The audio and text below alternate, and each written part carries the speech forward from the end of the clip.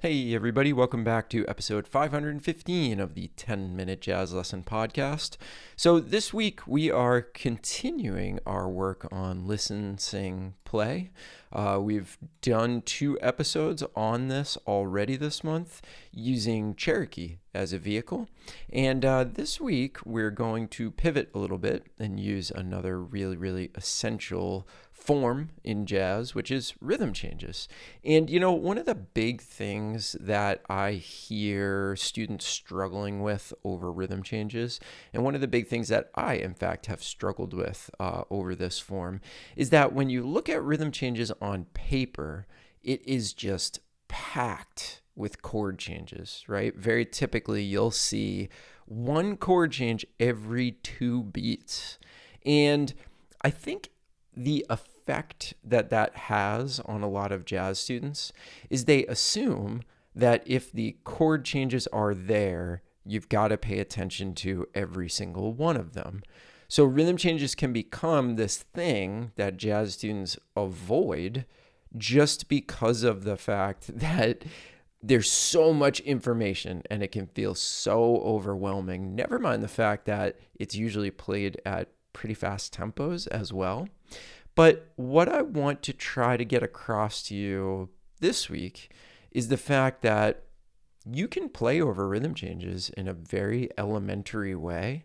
And actually, sometimes that is far superior and more musical than trying to observe every one of those changes. And this is such a huge skill, in my humble opinion, for jazz musicians to have, is the ability to reduce and kind of capture the essence of a chord progression rather than, being totally subservient to everything that you see on the page. Oh, well, on beat 3, it goes from C7, or it goes from, B flat major to G7. Oh, well, what do I have to? I have to totally change what I'm doing. Now, it's not that nothing good can come out of that. It's just that if we don't understand that there are other ways to approach this, we can get into trouble. And we can, in fact, lose a lot of the musicality of what we're trying to do. And a lot of students, when I'm working with them and I say, hey, just get rid of all these changes and think about it like you're playing over the blues or like you're playing over it in just B flat major, but it's your responsibility to find some of the juicy notes in B flat major, or maybe 1 or 2 notes that aren't in the key of B flat major, but as soon as you hear them, you're going to know, oh, that's a note that belongs over rhythm changes.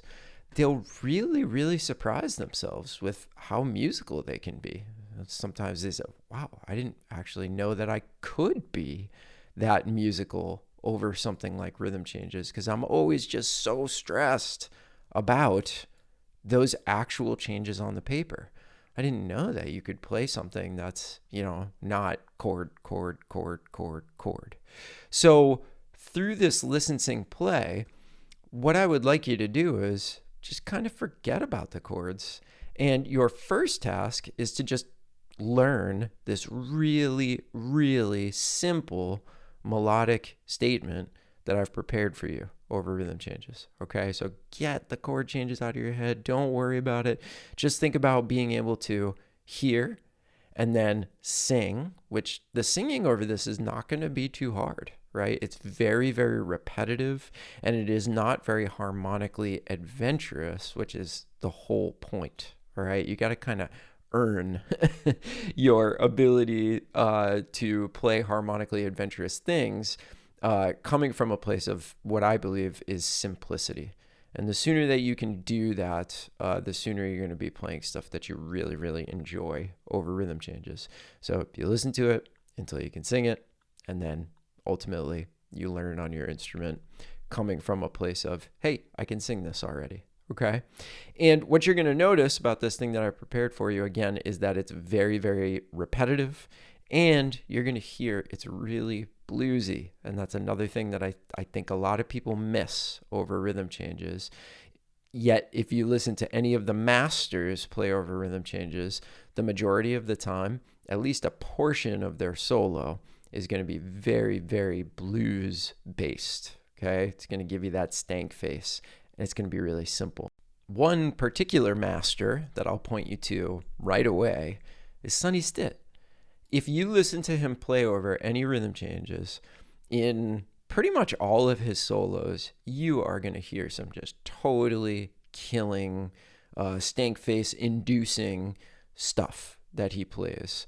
And when you think about Sonny Stitt, he's like the bebop master, right? So much of what he's playing is sort of that chord to chord playing. But I think if you check out and you understand that a lot of the time he's sort of relying on his ability to just play simple, really, really musical stuff, I mean, that's all the justification that we need, right? To probably get on this and actually understand how we can do that.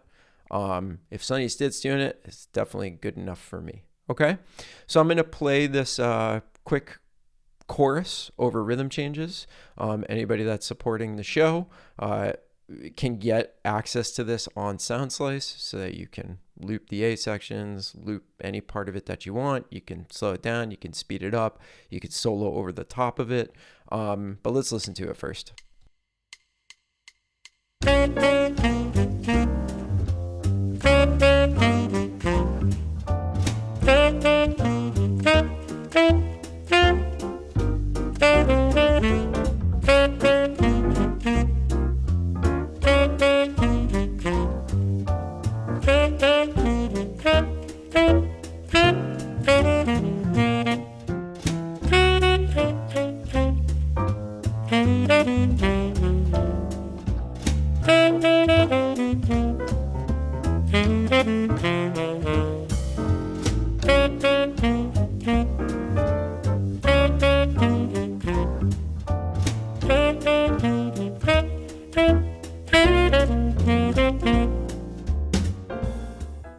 All right, so you can hear it's pretty simple.